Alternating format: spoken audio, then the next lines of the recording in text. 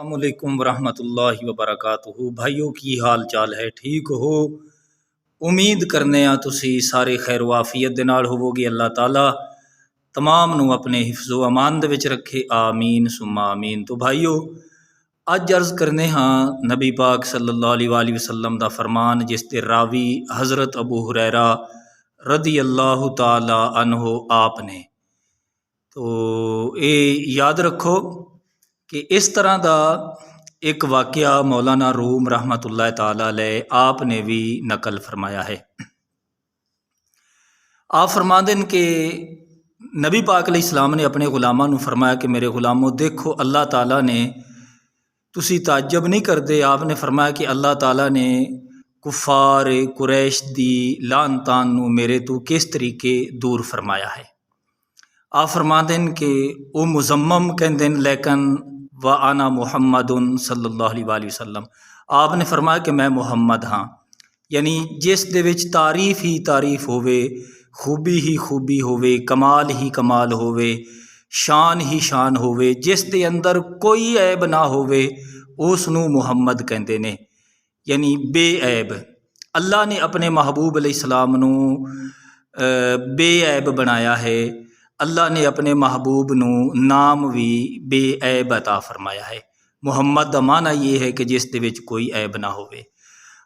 تو ایک دفعہ ابو جہل بے ایمان اور ابو لہب دی بیوی،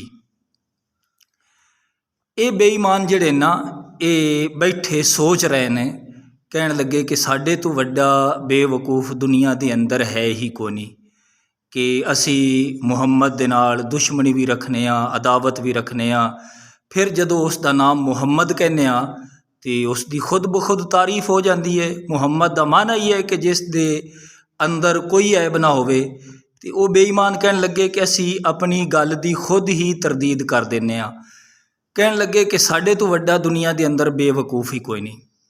تو نبی پاک علیہ السلام دے غلاموں پھر اس تو بعد انہوں نے مزمم کہنا شروع کیتا، تو آپ نے فرمایا کہ میں محمد ہاں، آپ نے فرمایا اللہ نے مینوں محمد بنایا ہے۔ تو اتھوں یہ پتہ چلتا ہے کہ وہ بھاویں بے ایمان سن، کافر سن، لیکن اتنی انہاں کافراں نو بھی گل سمجھ آ گئی کہ محمد اوہی ہوندا ہے جس دے وچ کوئی عیب نہ ہووے۔ تو نبی پاک علیہ السلام دے غلاموں اج جس بندے نو نبی پاک علیہ السلام دی کسے صفت وچ، کسے فضائل دے وچ، کسے مقام تے کوئی نقص اور کمی نظر آوے تو سمجھ لو کہ وہ بندہ منافقت کردا ہے، دھوکہ کردا ہے۔ اللہ تعالیٰ نے اپنے محبوب علیہ السلام دے وچ کمال ہی کمال رکھا ہے، خوبی ہی خوبی رکھی ہے۔ حضور علیہ السلام دی کسے بھی صفت دا انکار کرے، سمجھ لو کہ وہ بندہ منافقت کر رہا ہے۔ لا الہ الا اللہ محمد الرسول اللہ پڑھن دے باوجود اندرونی طور تے وہ بندہ بے ایمان اور منافق ہے۔ اللہ دے حضور دعا ہے اللہ تعالیٰ سانو سمجھن دی اور عمل دی توفیق عطا فرمائے، آمین بجاہ النبی الامین۔